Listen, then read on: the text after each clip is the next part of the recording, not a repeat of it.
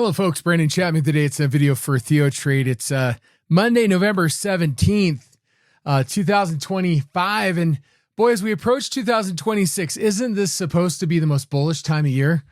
Isn't this, again, we got the Santa Claus rally between Christmas and New Year's, but basically people have attributed the whole month of December now to being a bullish time for the market. Isn't this a point where you should be getting long the market? Well, don't get too far ahead of yourself on this one. The problem is investors may be looking ahead rather than staying in the present. Now, what do I mean by that? Someone on Twitter read something saying, maybe, with Trump next year, we're going to have a potentially new Fed chairman in May.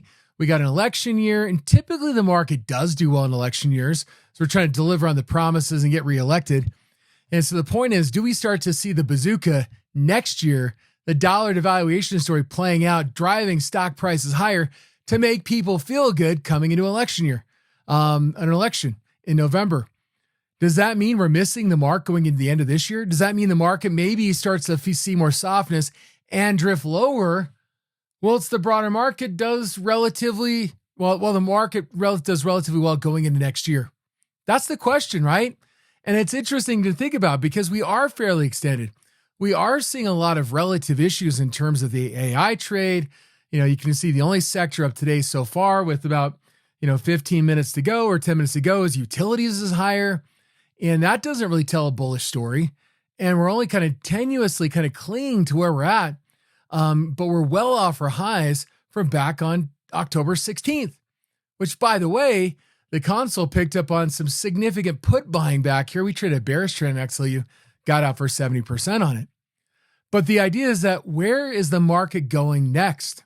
As we look at gold typically bottoms around now in November and typically rallies going into December through maybe the first part of January, sometimes extends into February. This is typically a seasonally bullish time for gold, and yet we're down 1% today.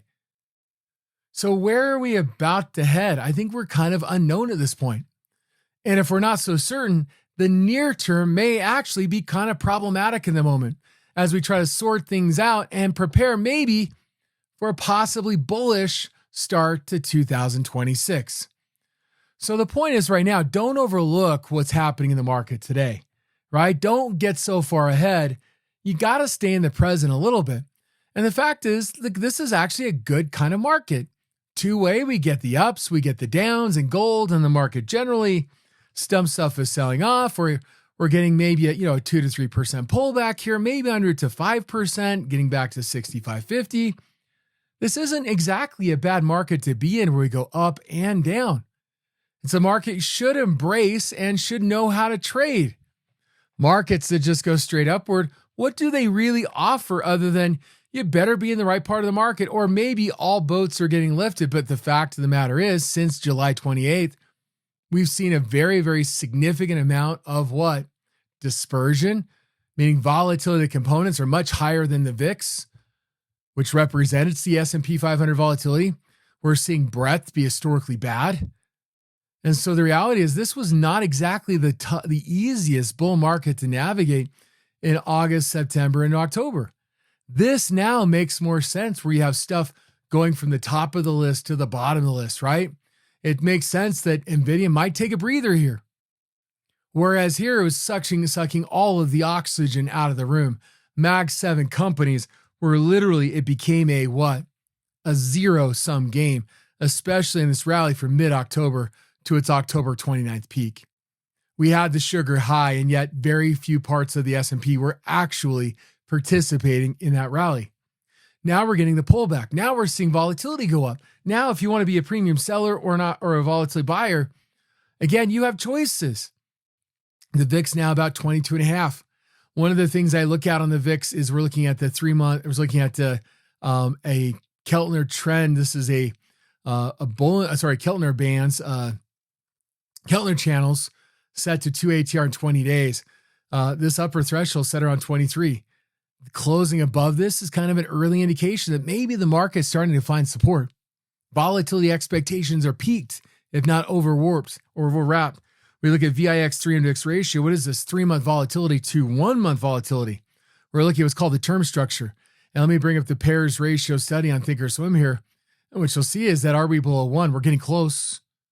Right now, we're currently at about 1.03. It means the 3-month VIX is 3% higher than the 30-day VIX. Well, back here on the 27th, the 3-month VIX was 20% higher than the VIX. These signals were very key last winter. We got 5% corrections within 30 days after every one of these triggers.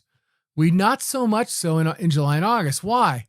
Because the dollar was getting slammed. And how do we know the dollar was getting slammed? Just like a gold. I mean, gold made a phenomenal run. When did that begin? It began at Jackson Hole with Jerome Powell talking about rate cuts. Since the October meeting, they've kind of walked back some of the potential rate cuts for December, maybe. Are we going to get there? Are we going to get a new Fed chair next year? Well, not yet. So what stands next for the market? What we've seen is that the S&P was grinding it out to new all-time highs. Guess what the VIX was doing? The VIX was finding higher levels of volatility compared to where we were in August and September. The VIX finally began to catch up with the dispersion in the market. And if I look at DSPX here, the dispersion was way, way up here, meaning that the components of the S&P 500, their individual implied volatilities, were significantly greater than the VIX. That's come down since when? Mid-October. October 15th or 14th was the high. That just popped up here, I guess, on the 29th as well. That was that last kind of gasp of the market before we came crashing down, where the dispersion, where NVIDIA was emphasized over every other aspect of the market generally. Apple, right? Apple was valued more than every other aspect of the market in this kind of breakout here, as everything else was being sold, and we're buying Mag 7 names.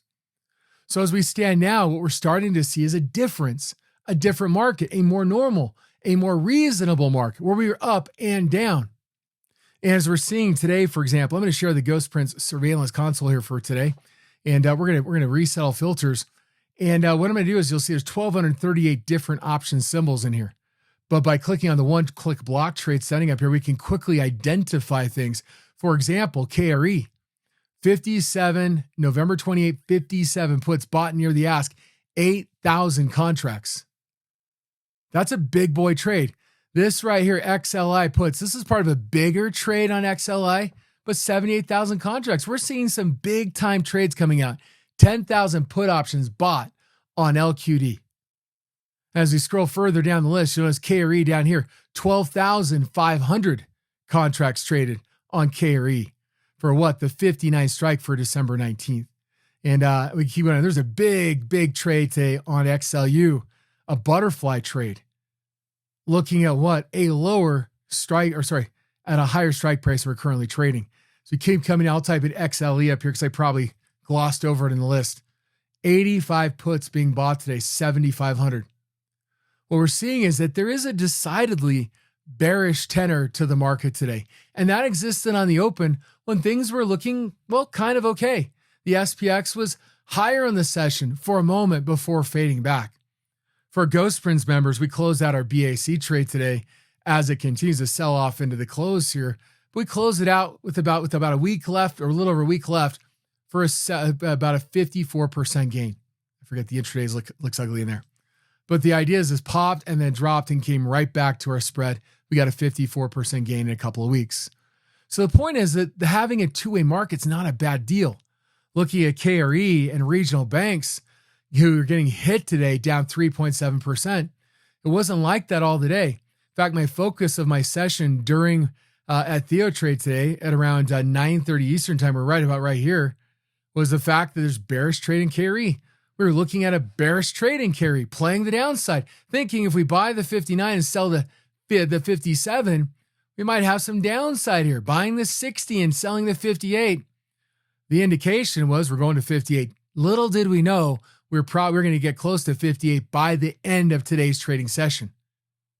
These are the kind of markets you should like. These are the kind of markets you should embrace, being able to see both on the bullish side and on the bearish side. As we look at XLE, for example, this isn't the first bearish trade in XLE.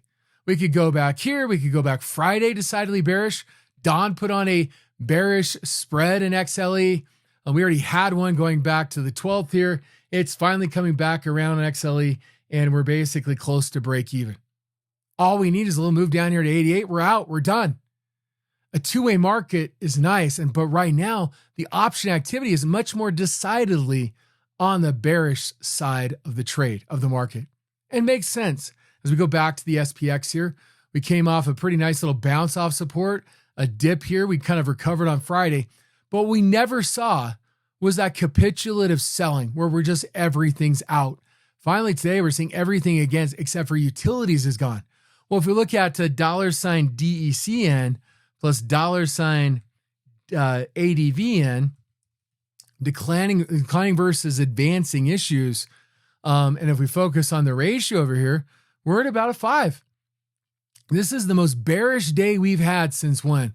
Going back to October 10th. Are we close to a bottom? A level up here around 9 is relatively significant. That's a 90% day in terms of declining versus advancing issues in the New York Stock Exchange. If we look at DVol plus $UVol, we're looking at declining volume versus up volume. We're at about a 4.65. This is the most bearish day we've had since October 10th. Looking at the chart, you don't see it that way, do you? Does this look more bearish than Friday? But yet it is. If we look at the VIX, again, the VIX is higher than we were on Friday, likely going to close near the high of the session. If we look at the VIX 3M plus VIX ratio, bullish conditions when this gets below 1. And so the idea is, so again, bearishness leads to bullishness. So we're close here, right? We're about 3% higher. This dips below 1. The VIX gets north of 23. We might be identifying a short-term low. Isn't that what you probably want? And in this story, as we play out towards the end of the year, a back and forth market is not a bad thing. You get the up, you get the down. More participating on the up versus here, where you just got Apple and NVIDIA, Mag 7 companies. There's the close. But now all of a sudden, coming off a little selling phase here, we get more breadth to the rally. But the problem is we may have another day or two to the downside, which may have a chance for more bearish trades to start to work out in your favor. But the canary in the coal mine right now is, of course, semiconductors. It's AI, artificial intelligence. And one product you can trade to capitalize on that is SOXS. This is a 3-time semiconductor inverse ETF. The reality is this thing doesn't necessarily make 3 times over time, but at 3 times for the day. But today you'll see there is some selling in semis. It's up. But you also have something called positive compounding, like we saw back here in March, where all of a sudden, if we were to see a big time sell-off going the year in semiconductors, which maybe KRE is starting to represent as some of these banks have stepped into some of the power generation, other factors that may be at risk right now. If we see a highly directional move, there's a chance this could outstrip its 3 times daily move and make a much, much bigger move to the upside, like we saw in March. Options on this buying calls, for example, could be relatively cheap. And if you buy a 4 right now. If we get to 5, sell the 4, buy the 5. Get to 6, sell the 5, buy the 6. Keep rolling it up. These are opportunities to manage risk and lock in gains along the way. Well, folks, again, looking ahead, or do you stay in the present? Right now, the focus should be to stay in the present and understand having a 2-sided market and 2-sided trade is exactly what traders are ordering right now. And maybe you get a big move to the downside. You got a little bit of bearishness skewed in your portfolio where you're trying to capitalize on a bigger move like on SOXS. If we see a bust apart here in semiconductors, that's the way we can kind of play in ghost prints a little bit. But if we get the bullish swing back to the upside, again, you have the ability to quickly identify bullish and bearish prints here by doing what? Resell parameters, click on block trades. We got calls in here and we got puts.